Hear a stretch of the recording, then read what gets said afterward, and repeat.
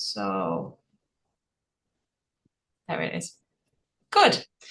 So welcome to another event of the Women's Utility Network. Today's Speak Up Empowered Women, Empowered Workplaces is kindly supported by Every Mind at Work. And I'm really looking forward to a great session.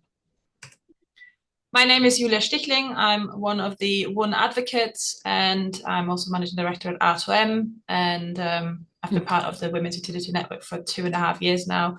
And it's really important to see all the things that we're doing. So I just wanted at the beginning to run quickly through what WUN is about and what we do before I hand over to Rebecca to lead us through the session. So the Women's Utility Network was set up in 2018 when a couple of women met at an event and decided that women needed a space to network, to connect, and to be able basically to exchange their experiences and to help build their network and grow. We've since then grown to over 10,000 members. This is one thing that we're really, really proud about. We do a lot of regular events and content. We have our own mentoring and mentoring network. And we're very grateful to all the different partners. We have 80 plus partners now who just support the work that we do. Without these partners, it wouldn't be possible to host all these events and to do all the work that we do as the Women's Utility Network. Here is a quick overview of all the different partners. It's really good to see this growing. So if anyone else is interested, then always please feel free to reach out and obviously get in touch with us to see how you can support the Women's Utility Network. What we're all about, we want a utility sectors where women can join, stay and thrive. And that is basically what we do. The key element of all our events, all the different podcasts, blogs and everything that we do is around making more women join the industry, but also stay and really thrive in it. Our events are a big variety of virtual as well as in-person events because we recognise that people come from all across the UK. A couple that I want to point out, next week we have an event around resilience in action. That's a webinar, so feel free to sign up on our website for this. We do have a couple of I Am Remarkable workshops coming up. These are really, really good to help build your confidence and to find your kind of inner strength. So if you're interested, there is a couple dates on there. There will be more dates coming in the future, so keep an eye out for these. One of the events for next year already to mark in your diary is the 21st of January. This is a WUN for Wellbeing, the 40s Woman and Beyond. Again, it's a virtual event, so you'll be able to join it in your lunchtime hour. And then the next one in person is on the 10th of February in London from 5 o'clock onwards. It is an event around AI in energy and water. There'll be a very good panel and it's literally just gone live on the website. So if you haven't seen it yet, check out the website after and feel free to register for it. Keep an eye out in general on the website. All the events will be on there. And if you become a member and join, you'll also receive the newsletter with any upcoming events in the future, obviously. A big one as well for July is then our Women Utilities Award. If I'm not mistaken, the registration and the nomination for the awards will come up in January. So if you do know someone, feel free to then start nominating the people that you think deserve to be honoured. You can also always see any of the past events that we've held on our website. So have a look at all the events in the past on the website. There's recordings, there is different blogs, different podcasts on these events. So it's always a good way to catch up with what's gone on in the past. The WUN mentoring program, we have over 180 fantastic mentors that offer their experience, their wisdom on the platform. It's a really easy process to be matched. So if you feel like you are looking for a mentor, please sign up. It's completely free. If you feel like you could be a mentor to someone, again, please sign up. We're always looking for good mentors. And we really feel that this is something where outside of your business, your organization, you can find someone from within the industry who can help you in tricky situations, guide you alongside your career, and just sometimes provide a bit of outside support and reassurance. So yeah, please check out the mentoring program as well if you feel like this could be something for you. The podcasts, here is two that we have recently recorded. So two of my WUN advocate colleagues, Amy and Cara, spoke to Vic and Ella from Fem Coaching. And then we also have Sophia Goring reflecting on business stream success at the Women Utilities Awards. These are available on all your standard podcast platforms, whether it's Apple Music, Spotify, you name it, and you'll be able to find the WUNForAll podcasts there. One thing that we're also really proud about is the development program. So throughout last year, we decided we need something unique made from women in the utility sector for women in the utility sector. We have different stages of the program. So for those arriving and just literally starting in the industry, there is WUN Arrive, which is basically building the confidence and growing the network in the industry that someone might be just joining. We have then the WUN Drive, which is a skills development program for women who are trying to work on their kind of first management role. Then we have a WUN Thrive, which is for more kind of the senior management, already kind of wanting to step into your potentially a director role, your next step.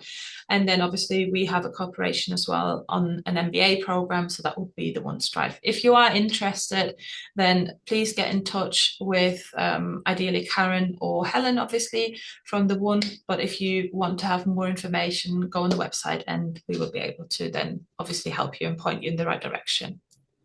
There is also a bursary scheme. So if this is something of interest, then please feel free to reach out as well and get in touch. Really important to stay up to date. Please don't forget to join the network. It's free. You'll receive our quarterly newsletter. So we're obviously promising not to bombard you with too much information. But once you're a member, you have access to all the different things. It's completely free of charge. Keep an eye on LinkedIn as well, because that's where basically all the events will be announced as well. And we'll just ensure that you'll have full visibility of what's going on and what is happening next. Again, just an overview on all the different partners. Some of you might recognize the organizations that they work for there. And about today's event. So the Speak Up campaign was launched about 2 years ago when we realized we wanted to give women a way to grow their skills and confidence around speaking up and resilience and being able to stand up for themselves. We've done lots of work also with the partners, and today's event, together with Every Mind at Work, is another step on building this resilience and how you can kind of back up yourself and stand up for yourself. And I am very pleased to now hand over to Rebecca, who will then guide us through the slides. There's obviously also some space for questions. So if anything pops up during the presentation, just pop them in the chat and we'll be monitoring the chat, and then there'll be some time at the end as well, obviously, to answer all these questions. Thanks, Julia. Right, I'll just bring up my slides. Here we go. And really fantastic to see all of the excellent things that people can tap into, and hopefully I'll bring a few more. So lovely to meet everybody virtually, albeit. And I'll tell you a little bit more about myself other than what you captured on the slide there. So I do work for Every Mind at Work, but outside of this, I'm also a freelance consultant in mental health and wellbeing. So I work one-on-one with clients in a therapeutic setting alongside sometimes working in academia, and also working very heavily in the sort of workplace wellbeing area in different industries. So it's fantastic to be here today. And I will also be bringing myself, that is a feminist, that also works in a lot of activism down here in Brighton, where I'm based. And this is certainly an area that I'm very passionate about. So to just give you a bit of an overview of what we'll be speaking about today. So we'll be thinking about tools that relate to human physiology. So tools that actually enable confidence. So I'm going to be coming at this from both a psychological perspective, but also a biological perspective. And hopefully as we go through that, will make a bit more sense as well. We'll also be thinking about how can we use such tools to protect our well-being in tricky work environments. When we think about the utilities network, we're aware that there is a much smaller proportion of women working within utilities than there are men. And so this can be a very male-dominated space within which we might feel that we have to feel even more empowered than we might elsewhere. I think some of the things that we talk about today will strongly resonate with you, hopefully, as well as giving you some bits and pieces to kind of take away with you. And of course, also we'll touch on some support and tools that you can take to reach out to by way of signposting, alongside obviously what WUN has to offer. And I want to start off by saying that I think it's really important we recognise that this concept of empowerment, it's not just an abstract concept. So it's in my mind, I always see it as a bit of a muscle that we can build together as women, as sort of feminist warriors. And I've got a particular passion for Audre Lorde, who's a feminist poet and civil rights activist. And she said, our silence will not protect us. So definitely today, hopefully you'll notice that this is about equipping you with your voice, also by thinking about boundaries, as well as giving you some science behind confidence, if you like. So we'll get stuck in and I'll tell you a little bit about why I feel this session is really, really important. So the following statistics I'm going to show you, they show a pattern. And this is a pattern of women being interrupted, overlooked, and underestimated. Of course, we have moved on leaps and bounds in some areas of the world of work, but there's still a lot of work to be done. And I always like to remind people of this because I think we sometimes forget that actually, as women, we do still face adversity within the workplace. And the examples that I'm going to give you, they do focus on interactions, so everyday interactions. But I think it's really important to recognise that patriarchy is maintained through everyday actions, not just policies and procedures. To quote another feminist who I love, Bell Hooks. So I'll talk you through these. Well, I mean, they're pretty self-explanatory. So from what we know from doing research and asking women who work within different industries, we can see that it's really common for women to be interrupted in the workplace. And this might seem small and insignificant, but as we'll learn, this actually really builds up in terms of its impact on you and your mental health and well-being. And actually, I'm quite struck by this. I think that it's quite a staggering amount of interruption considering where we're kind of hoping to be at these days. I think also one statistic that I find really hard to swallow, a lot of women still believe that their gender might be a barrier to their career progression. And as I'm going through these stats, I want you to kind of ask yourselves honestly, do any of these questions, any of these stats relate to you? And working in a therapeutic setting, I anecdotally can say I do speak to women who do feel that their gender is a barrier. Also, 60% of women say the presence of women in leadership influences their decision to apply for a job. So what we've got here is sort of a paradox of women perhaps not being able to get into these leadership positions, but also the knowledge that if they can, it really encourages other women to go for those same opportunities. So it's a bit of a sort of a chicken and egg cycle, if you like. When we think more specifically about harm caused in the workplace, very sadly, this is still something that is hugely prevalent. So, of the people that actually come forward and speak up about this, and I mention that because, again, often when I'm working as a therapist with young women, I'll often notice that they don't actually pick up on the fact that maybe certain things that maybe a male colleague is doing is actually considered as harassment or dismissive behaviour. So I would say that this statistic, as with all statistics, should be taken with a pinch of salt, because actually what we know is that it's probably likely to be higher. And our last stat, when we think about utilities specifically, and you may have seen this statistic bandied around because I've taken it from WUN. When we look at utilities specifically, very sadly, there is a high proportion of women thinking about leaving their existing job role.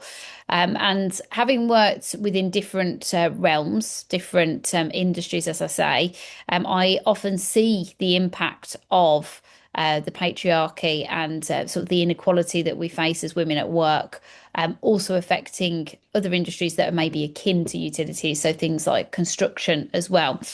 So things seem to be in a strange place at the moment. So we've got some stuff that's happening that's really fantastic, but we also shouldn't forget that we've still got a long way to go.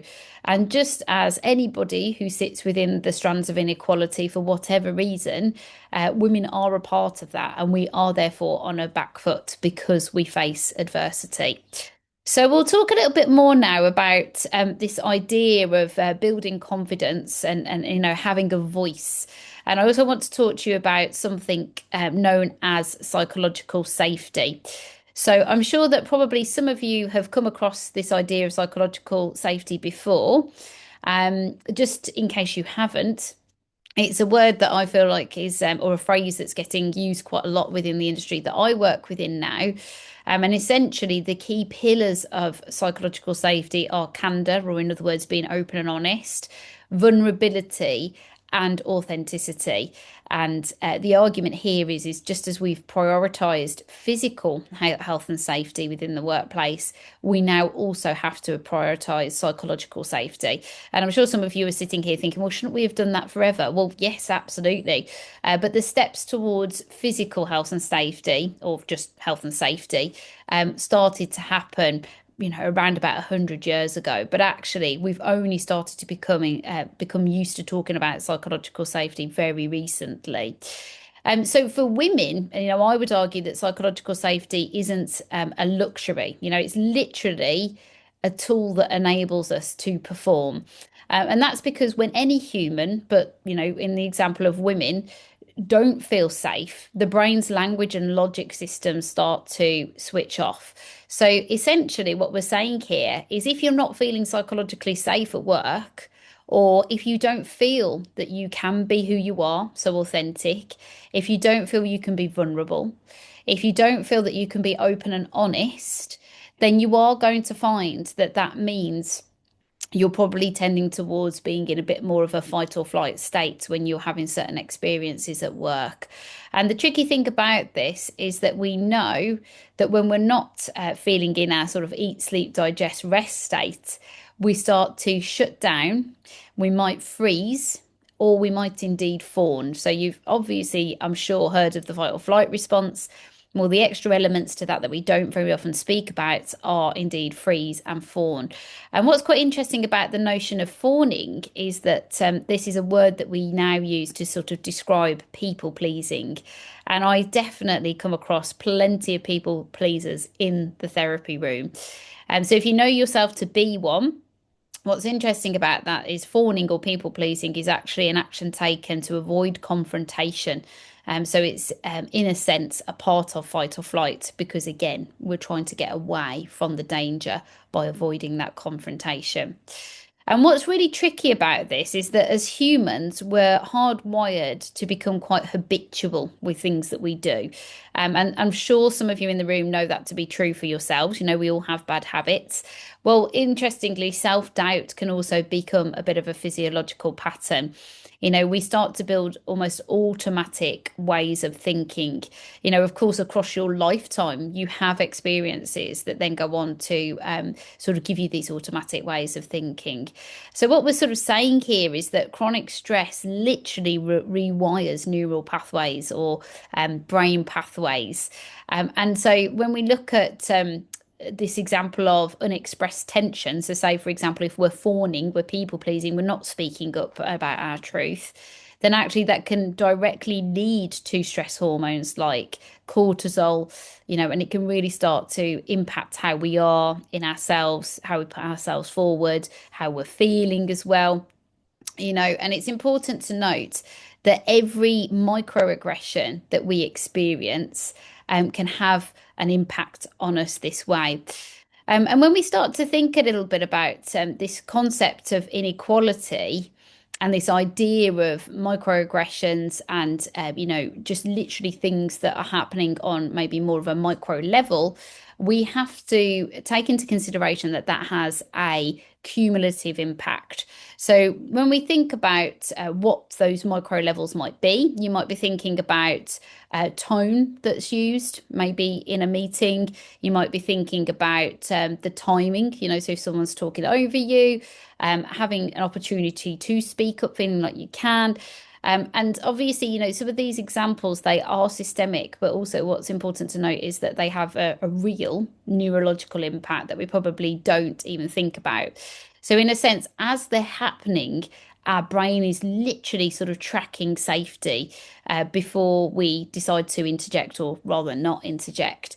And that's just a product of being human, but it's something that I would argue women are having to take consideration of on an unconscious level more often than not, and more often certainly than men.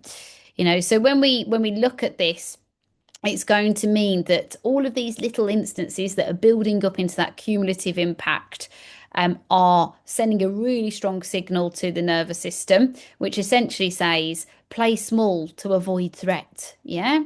And I just want to point out that this is very unconscious. And as with all things, we get stuck into habits as humans.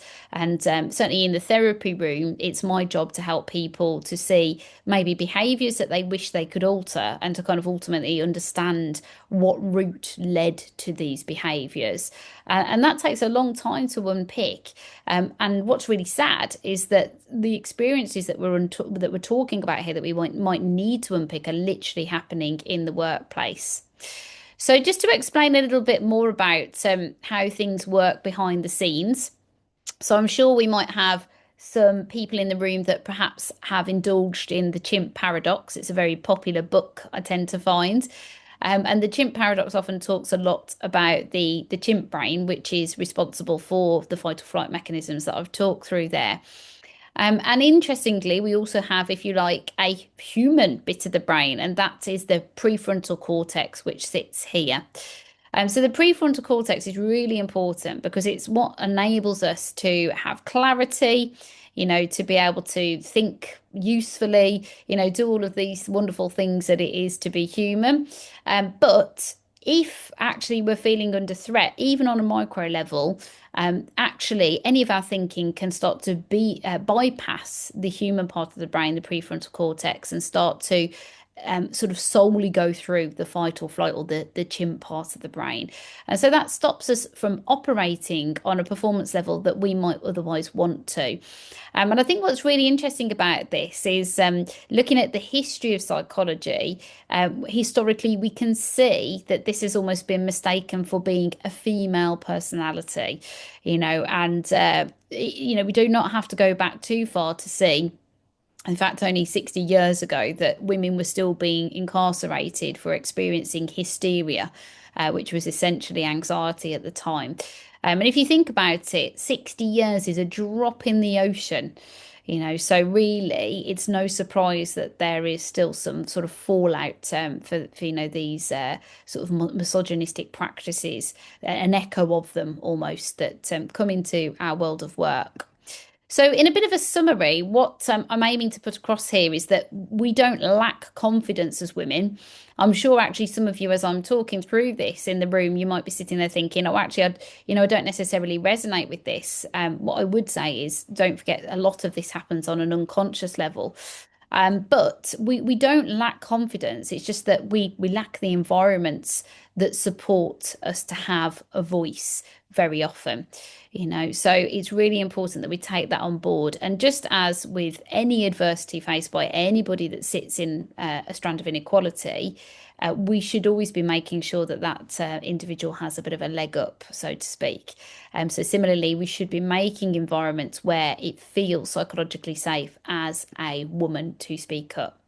So to come back to psychological safety, when we think about this from a perspective of self-protection, I think it's really important to know that we can kind of, and certainly when I go into organisations, when I talk about some of the things that are very much a part of my world of work, They can seem like quite fluffy concepts. But I think it's really important to note that across the board within workplaces, psychological safety isn't a fluffy concept. It's not actually a soft skill at all. It's a structural necessity for people to thrive at work and to enable people to fully participate. Interestingly, psychological safety was a concept that was actually built for the therapy room, which makes a lot of sense. But we can see how much it can bring to the workplace.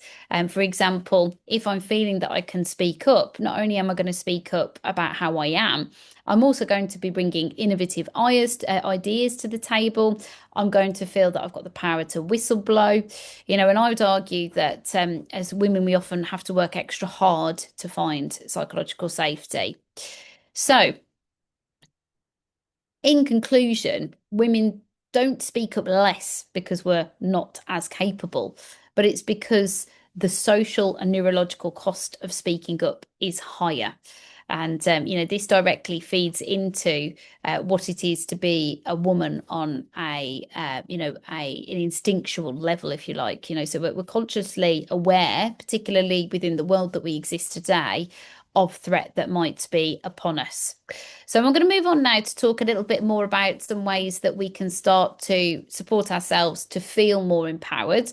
And for any of you that already feel pretty confident and pretty empowered, that's fantastic. And don't forget, as we talk through this, actually being an advocate, and I was looking at some of the opportunities that are provided through WUN, being an advocate for somebody else or a mentor is a fantastic way to give some of that empowerment to somebody else. So there is a concept of personal power. So I guess if you imagine in the workplace, we might have positional power because of a job role. But we know that women don't tend to make it into leadership positions as much as men. So it's really important, therefore, that we're feeling even stronger in our own personal power. And we know, with this in mind, actually, if we're able to be clear, feel like we've got a strong voice, be able to be boundaried, all of these things that I would say actually without psychological safety are very hard to achieve. We can shift the entire dynamic of a room, and this is backed by research. We can really see it in play when we look into psychological studies that look at these sorts of things. And to quote Bell Hooks again, she labels personal power the power of presence, which I really love the idea of. So when we think about this idea of confidence, I suppose it's important to take on board that confidence changes perception of how and who we are. So I'm going to be giving you some tips that actually look at how we can almost bring that personal power into the room and appear confident, even if we might not be completely feeling that way. So how we breathe, how we stand, how we speak really shapes how the brain signals trust and competence. But what's fascinating is it doesn't just do this for others, it does it for us.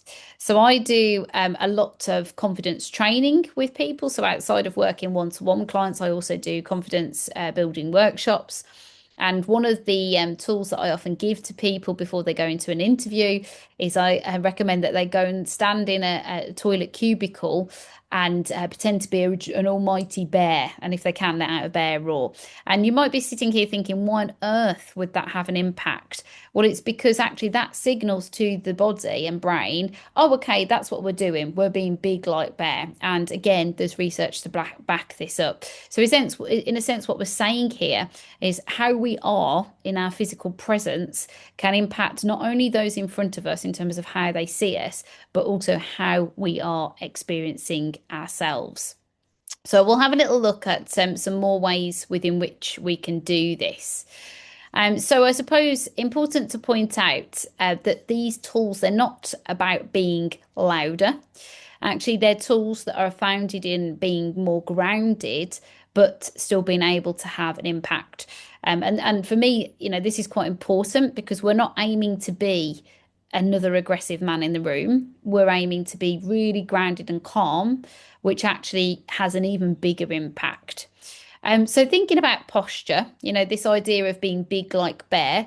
So posture isn't just cosmetic, it absolutely changes things within you. So there's actually evidence to show it changes hormone levels. And I want you to keep in mind that stress hormones like adrenaline and cortisol may be the types of hormones that are therefore impacted by changing our posture. So just by straightening up, broadening your shoulders, and trying to be in a bit more of a dominant stance, really, really useful. Also language. So this is a really tricky one. So if we've got an opportunity to speak up, I would strongly encourage you to think about not softening how you assertively speak. So it's really, really common for women to do that. So we're sort of socially conditioned to soften how we speak. Whereas actually you might notice that male counterparts don't even perhaps seem to think about it. And also thinking about how words land, the tone that you're using. I think it's a bit of an irony that women obviously tend to have a higher pitched tone. If you see how that tone is received by animals, by babies, we can see that it is received really in a very non-affronting way. So actually, this can also start to have an impact in terms of how we're received, maybe in a room. And breathing. So breathing is an anchor. And what I find absolutely incredible about some of the mindfulness practices that I teach clients is that they literally shift your nervous system from being in what we call the sympathetic nervous system, and there's nothing sympathetic about it. So this is the fight or flight system, to the parasympathetic. And just to give you a bit of information on that, the reason that this works is because we cannot be in predator mode, so sort of where we're like, I can only see the predator, I can only hear the predator, I'm getting ready to run, so therefore my breath is escalating in conjunction with my heart rate. We cannot be in that mode as well as being in deep breath mode. So essentially, when we use the breath, what it does is it cons the brain into believing that we're in parasympathetic mode, which is your eat, sleep, digest mode, and that's where we want things to be at. So breathing is fantastic. It's something that you've always got because you've got to do it. So if you're noticing that you're not feeling empowered or confident in a given space, tap into it because it really, really does work. So some other points here. So, body language. What I find quite fascinating is I teach a lot of listening skills courses to try and enable managers, for example, to learn a bit more about active listening. And when I say to people, well, what's one of the number one things that you can do with your body language to show active listening? What they'll often say is, oh, strong eye contact. And I have to remind everybody that whereas eye contact is important. We don't want to look distracted. Actually, head-on eye contact can be ruthlessly dominant. So that's why it's not good for active listening, but it is really good if you want to maintain assertion. So just thinking about that. And also being able to be calm. So, as I said before, we're not aiming to shout louder than men in the room. We're actually aiming for, groundedness and to be calm, but nonetheless speaking up when a comment has affected us. And this is important because actually, if we are communicating back calmly, we disarm the person in front of us. I would also say, respond to jokes that are made. I often recognize, because again, humor is used as a massive deflection in the therapy room, that jokes aren't jokes. They do have intent. So really important to respond to jokes that undermine. And again, breathe. Okay, so really important to come back to the body, use it as a tool to keep you grounded. So I've got some sample statements here. And I'd just like to point out that they're not confrontational statements. They're deliberately set with a tone that aims to disarm. So if you like, they're also a way of illustrating your boundary, a way of saying, okay, this has happened, but actually that was not okay for me. Just letting you know because you might not otherwise know. And so this is one of my boundaries. So without sounding terribly patronizing, this is one of the examples I would like to give you. So obviously we've talked a lot about being interrupted. So really important to be able to say, I'd just like to finish my point and then we'll come back to yours. It's super simple, but it's a really good example of where we've calmly put across, it's not okay for you to interrupt me. So we've set a boundary and we've also acted in a really calm, grounded tone. And we've also let the person know what will happen thereafter. So, I often find that this is a really good tool in the therapy room. Not that I tend to have to use a phrase like this, but just to have clarity, so this is what's happening right now. This is what's going to happen next, and, just being able to assert that really important. So it sounds really silly and simple, but actually, there's a lot of thought that goes behind this. And the next one, so I know that was meant as a joke, but it actually landed uncomfortably. Can we reset? So again, this is a way of saying, here's my boundary. I don't appreciate those jokes. We don't have to get into the intention behind the joke. It might be the person making the joke doesn't even recognize that they had intent with it. We're stating that it's not cool because actually it makes us feel really uncomfortable. And then we're saying, right, I've made my point, and what's going to happen now is we're going to start again.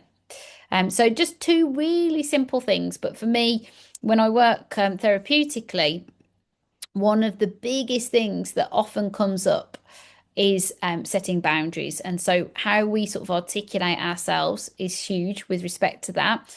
But also this really enables us to show I'm not raising to your aggressive tone. What I'm doing here is I'm remaining super calm, which is a really strong indication of confidence, i.e., I don't need to use anger. And I'm just simply putting forward what I need from you, and I'm letting you know what you can expect from me. So, when we think more specifically about ideas to, with an aim to show up confident, as I said before, confidence is something that I teach in group sessions quite often with people. I think it's important to pull apart a little bit what confidence is and what courage is. And that's because in the workplace, it can be really difficult to, as a woman, not have imposter syndrome. So we sometimes don't have a great belief that we can succeed based on our skill and experience. And actually, that's what confidence is. So, confidence is a belief in your ability. So, it's quite hard to harness that. And when we think about courage, well, courage is the willingness to act despite fear and uncertainty and risk. So, in a sense, confidence is, I can do this. And courage is, oh, I'm going to do this even if I'm scared and unprepared. So I'm not suggesting that any of us are unprepared in the room, but I am going to hazard a guess some of you might experience imposter syndrome. And so you're going to convince yourself you're unprepared. So that means that you're going to have to act with courage. I would say that men act with confidence because they tend to have an innate belief that they can do this, maybe even if they can't. So just keeping that in mind. And, I would say that, courage isn't a feeling, it is an action, so it's been able to, despite feeling fear, uncertainty and risk, being able to still act. And that's a huge part of feminism, ironically.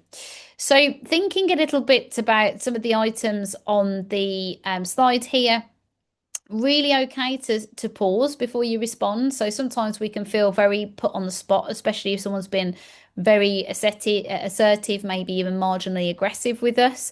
So just pause, use your breath again, and then answer. Also thinking about the fact that silence can be super powerful, I also always like to say that just because the moment has passed, it doesn't mean that you can't come back to it. So we sometimes sort of feel like, oh, I didn't make my point there and then, so I can't go back and make that point. That's not true. Actually, again, in the therapy room, one of the things that I often talk to people about is if they've maybe got a friend or a family member who's very good at coming to them and saying, oh, can we have a chat about this? It didn't feel great for me. And they're completely flummoxed because they didn't have time to prepare for that conversation. We all work in different ways. So it is okay to need to take time before you do respond to somebody, even if the moment has passed. So do pause, do use silence as a power. And I guess also some acceptance around the fact that before we act, we might not ever feel completely comfortable. And going back to that courage analogy again, it's really normal during acts of courage to feel really uncertain, which can be tricky to deal with. So coming back to boundaries then, and boundaries are one of the biggest things talked about in the therapy room, and often this will be to do with things that are maybe outside of our locus of control, which very often is a person. And I'll have clients coming in to speak to me, and they'll constantly be saying, "Oh, Becky, that person that I've been trying to change still isn't acting in the way that I would hope that they would." And just to say, normally the actions that my client might be expecting of said person are very reasonable. But we have to sometimes flip things on its head and say, maybe this person will never be who you need them to be. So rather than trying to change them, which is outside of your locus of control, let's instead focus on your boundaries and what you can do. And a funny thing happens when we do this. When we do that, our brain goes, "Oh, we're back in the driving seat." So again, it's a bit of a trick on the brain. So boundaries are really important. They create clarity, not conflict. So again, we're going into that disarming mode. And also, I think it's really important for you to note that being clear is really kind. So there's nothing worse than doing things, maybe for someone at work when you don't want to do them. I understand we all have to do things at work we don't want to do, but it's important to note that actually, if perhaps it isn't a requirement of your job role, it's much better to not do the task and be clear about the fact that actually that oversteps a boundary for you, and to be able to feed that back to the person than to do it and then hold resentment, because this just adds to maybe a poor dynamic. And this applies to our personal lives as well. So if any of you are inherent people pleasers in the room, and you notice that you're always doing things for people, especially relevant now that Christmas time is coming up, you're always doing things for people, they don't do the same back, and you keep feeling resentful, so in the end you end up snapping at them, it's time to set some more boundaries. So the irony is that actually relationships can become 100% better when we set boundaries and we go, "I love you, but I can't do that right now." But we feel really bad about not being able to do things for people. So some really simple ideas here. So just being really clear. You don't need to over explain, because if a boundary is a boundary for you, it's a boundary for you. That's just the way it is. You definitely do not have to apologize for having boundaries. And all workplaces really should be tapping into how how you prefer to work. And this is something that I work a lot with organizations on, right from onboarding. How are we actually reaching out to employees and asking them what's their best way of working? What do they need to enable that? And that's how, it should be from my perspective. Okay, so we'll move on now to the last part, just thinking a little bit more about protecting our well-being. And I think it's really important to point out that when we get dismissed at work, be it because we've been silenced, we've been talked over, we've maybe had someone make a comment or a joke that just wasn't great, whatever it might be, I do want you to take on board that actually dismissal is really not trivial. So it can have a real neurological, or if you like, psychological impact.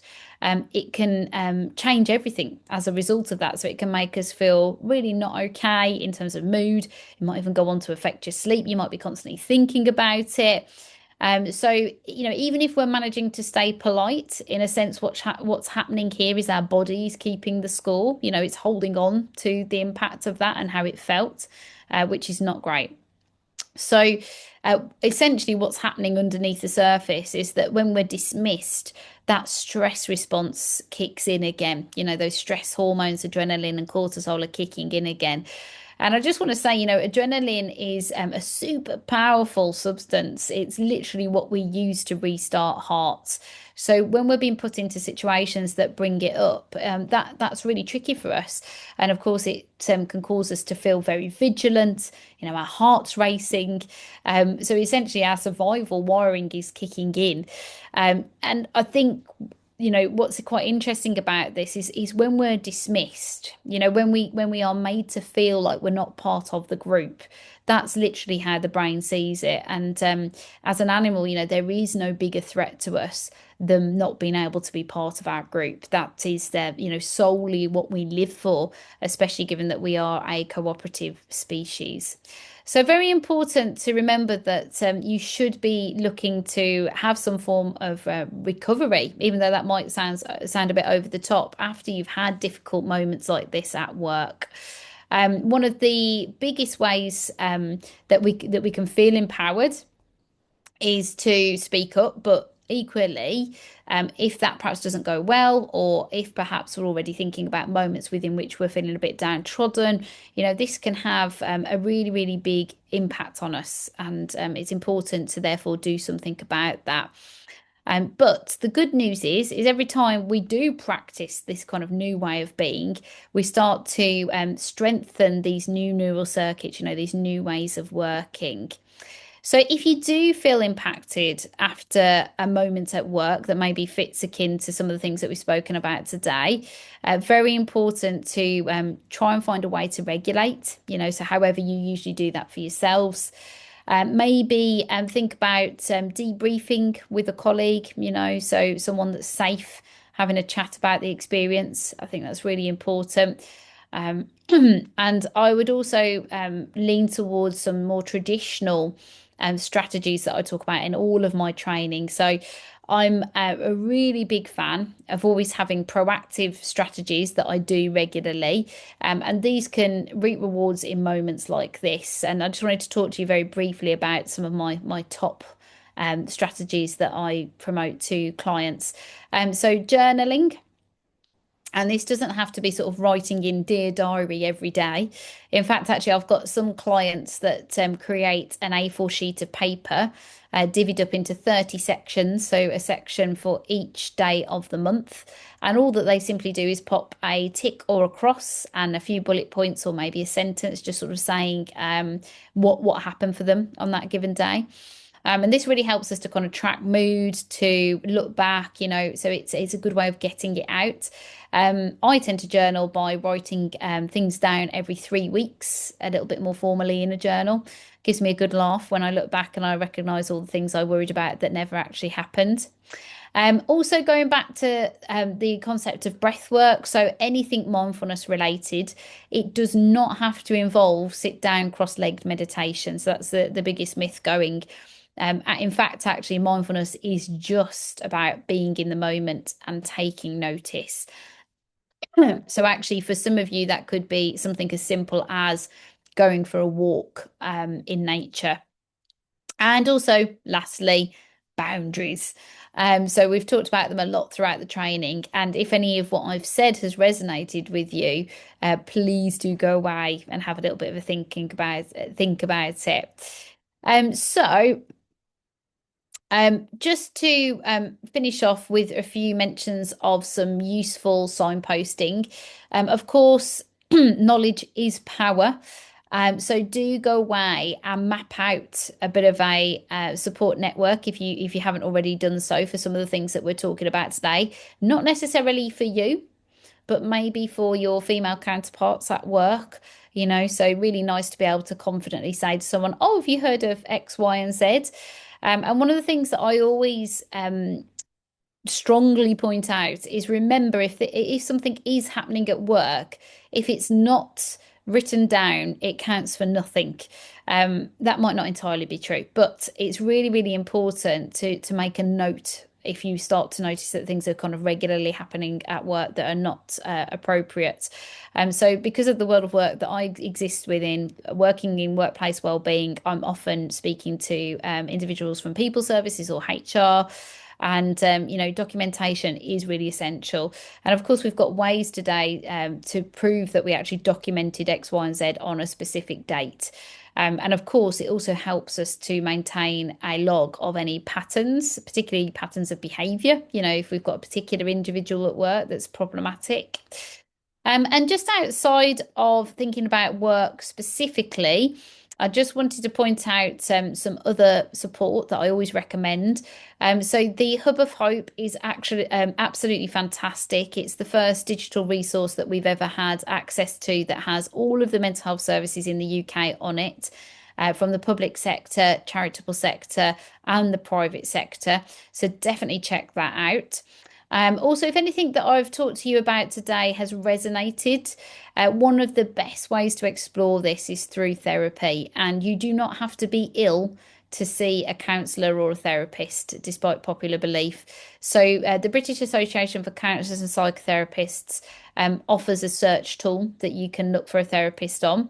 But also, if you've got an employee assistance program at work, you can get counselling and therapy for free through it. So do tap into that. If you don't, the Department for Work and Pensions actually provides an EAP for anyone who is a working age adult that doesn't have one. But the benefit of having a private therapist is you get to choose the type of therapy that you might like. And lastly, if you were to support somebody who is at risk, I've just been making a note to say to people recently that actually we've had a big change in England with the non-emergency emergency number 111, whereby now you can contact it, you can select option 2, and you can speak to a mental health liaison nurse about somebody who you have with you who is in crisis, or you can call them for yourselves as well. And also, unbeknown to most, there are, aside from our traditional emergency services across the UK, loads of what we label as safe places for people in crisis. So do have a Google of this. If you've never heard of it before, check it out. They're often known as crisis cafes or crisis sanctuaries, and they're actually hosted usually by mental health charities who have sort of taken pots of funding and met that capacity gap that the NHS has for people in crisis. So if you weren't aware about 111, make a note. If you haven't heard of safe places for people in crisis before, go away and find out a little bit more about them on Google. And just to finish, I just wanted to say, coming back to Audre Lorde, without community, there is no liberation. So one empowered woman is powerful, but 10 aligned women shift culture. And given that there's way more than that on the call today, hopefully we can change something. So thank you so much. And I recognise we've only got 5 minutes, so I'm going to shut up now and just see if we've got any questions in the chat function.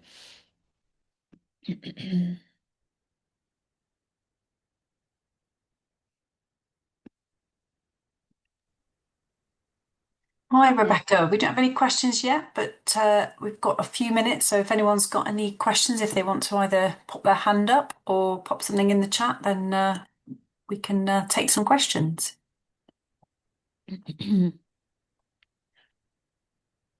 And please do scan the QR code because it would be great to hear your thoughts on today's talk as well.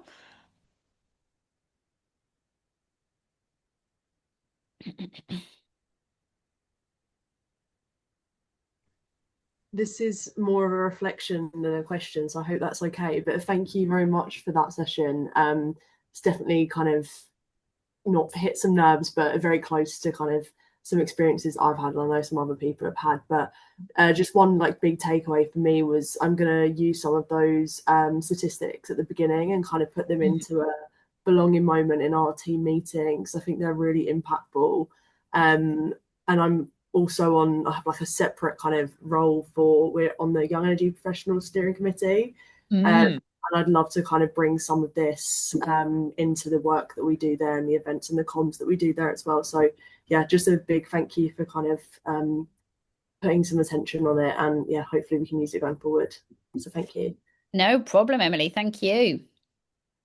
And yeah, I think one of the nicest things you can do when you've been on a talk is take some key things and then spread that knowledge. Yeah, it's a really, really good thing to do, isn't it? So just coming to the chat, through emails. Yeah, what I would say is that I do think sometimes in emails we can get really waffly because we're scared of making our point. So I would say again, just use clarity. You know, don't feel you've got to over explain yourself. That would be a top tip there. Is there any more tips with regards to language, i.e., not to just apologize? Yeah. Um, yeah, I think with language again, you know, for me, it's about not over explaining yourself. It's about being very direct, clear. Take a deep breath before you do it because we want that calm tone. So we're just essentially keeping it very factual, I guess, is a good way to sort of think about it. Helen, you're saying it really made you think about an experience that you've had and how it would have gone if I was a man. Yes. This is the tricky thing, isn't it? We reflect back. And yeah, and Samantha, you took a lot from the webinar. Fantastic. Awesome. Well, thank you very much, everybody.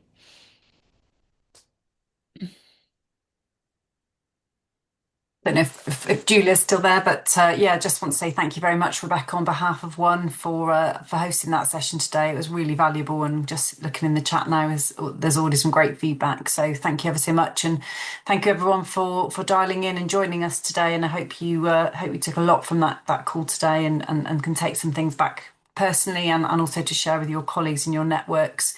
Please do access our website. There's loads and loads of different resources on there. There's lots of podcasts and blogs that can also support you with some of this this topic, and some of the other speak up stuff we've done previously as well. So yeah, and do reach out if there's anything you need. Thanks very much, Rebecca. Thank you, Rebecca. Thanks a lot, everybody. Have a fantastic day.